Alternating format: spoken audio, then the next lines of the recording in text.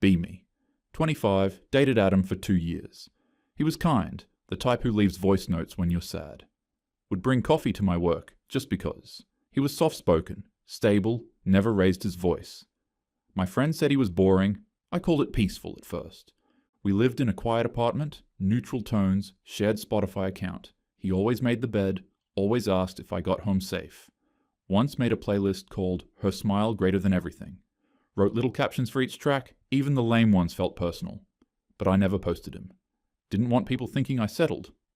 One time a friend said, he gives pedestrian energy. Laughed along but didn't defend him. End up going to a rooftop party for one of my friend's birthdays one night. Music blasting, skyline glittering. Everyone dressed like an ad campaign. Meet this guy called Mason there. Tall, tattooed, smells like a mixtape and trouble. He said, "You look too alive to be tamed." Still don't exactly know what that means, but I laughed like it was the first time I ever heard poetry. We exchanged numbers, just as friends. He started texting me quite a bit over the next few days. His texts weren't sweet, they were chaotic, flirty, addictive. I don't know what it was, but it just felt exciting for once, like dopamine wearing leather. One night, he suddenly shows up outside our place and asks me to come out. I told Adam a friend had some personal issues to share with me. This guy showed up at 11 p.m. on a Tuesday just to kiss me in his car. He never asked about my day, but he pulled my hair like he knew all my secrets.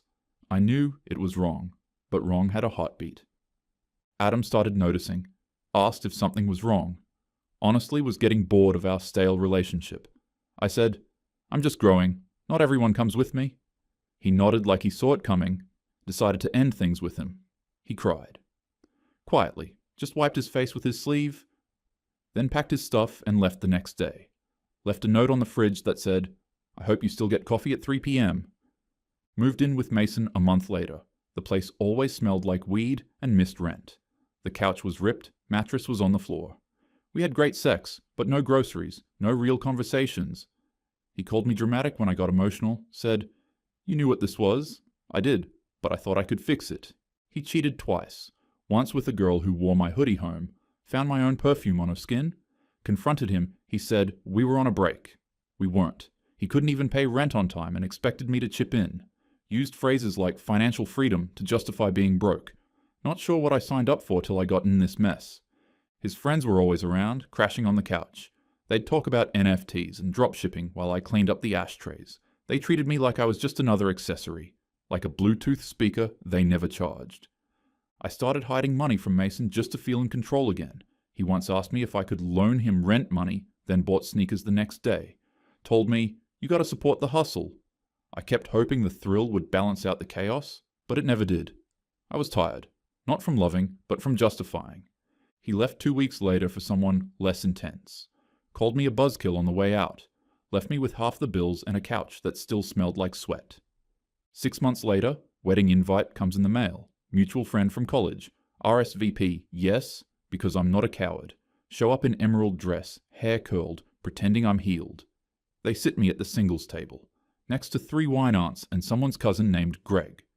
Greg asks what I do. I say, currently recalibrating. Ceremony is sweet. Everyone claps. Then comes the reception. They dim the lights. DJ announces the couple's first dance. Adam walks out in a slate blue suit, hand in hand with a woman I've never seen. She's soft-looking, simple dress, ballet bun, barely their makeup. She beams at him like he invented kindness. He looks calm, happy.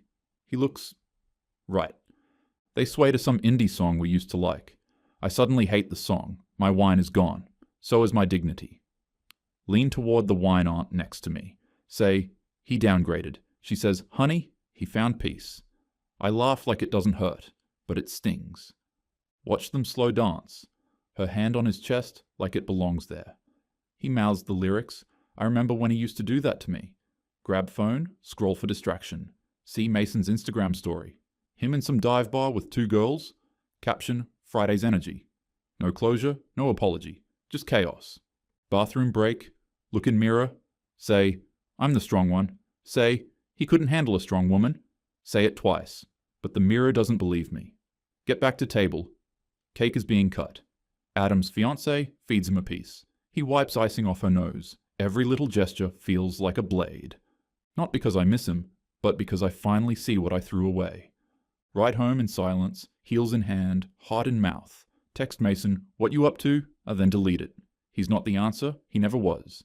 Lie awake that night. Replay Adam's smile, her soft voice, the way they held each other without effort. Wonder if peace was always boring, or if I just didn't know what love looked like until it was too late. Next morning. Wake up with swollen eyes and crusty mascara. Kitchen smells like burnt toast and regret. Scroll through old messages from Adam. His little reminders, his inside jokes, his Spotify links that matched my mood before I even said anything. I'm so mad. Why did it feel annoying when he was so available? Now that he's gone, I suddenly want it all back. What even? Delete the chat. Re-download it 5 minutes later. Can't help myself. Go to brunch with a friend. She brings her new boyfriend. He's loud, makes everything about him, keeps interrupting her. And yet, she's glowing. Think maybe it's me. Maybe I wasn't built for good men. Maybe I mistake peace for boredom, and instability for depth. Try to flirt with the waiter. He smiles politely, but doesn't engage. Lol, not even waiters want me now. Decide to go for a walk.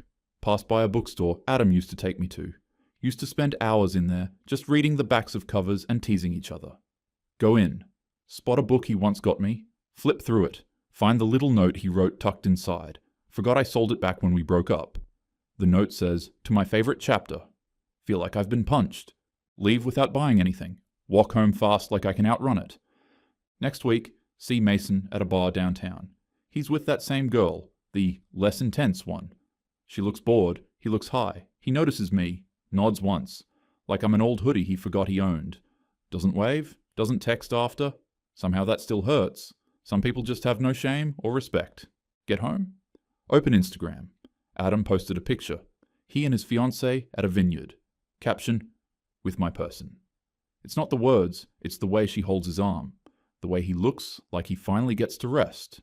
Feeling pretty down, decided to call my mom. Ask her if she thinks I'm hard to love. She hesitates before saying, no. That pause says everything. Why did she pause? Decide to go on a date. Some guy from Hinge. He's nice. Too nice. Reminds me of Adam. But I'm cold. Defensive. Ask him if he's always this agreeable. He says, isn't that a good thing? Don't answer. Cut the date short. Tell him it's not him. I'm just not ready. Weird. He reminded me of Adam, but it felt like such a turn-off. He says, I hope you find what you're looking for. But I already had it. Just didn't recognize it. Go home. Cry into my pillow like I'm 17 again. Text Adam, congrats. Then delete it before sending. Not because I don't mean it, but because he doesn't need to hear from me. And I'm tired of being the ghost in his piece. Lie awake, staring at the ceiling. Wonder if one day his fiancée will forget to thank him for making the bed. And if that's when it starts, when women stop noticing the kindness and start craving noise. But maybe she's better than me. Maybe she holds on tighter. Maybe she doesn't need to be ruined to feel alive. Next day, passed by the cafe where Adam proposed the idea of moving in. Barista remembers me, asks, you two still come here? Say, not for a long time.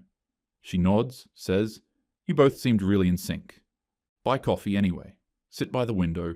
Watch people pass by with flowers and groceries and dogs. Normal love. The kind that doesn't shout. The kind that stays. Sip slowly. Finally, whisper, I'm sorry. But he's not there to hear it, and that's the point.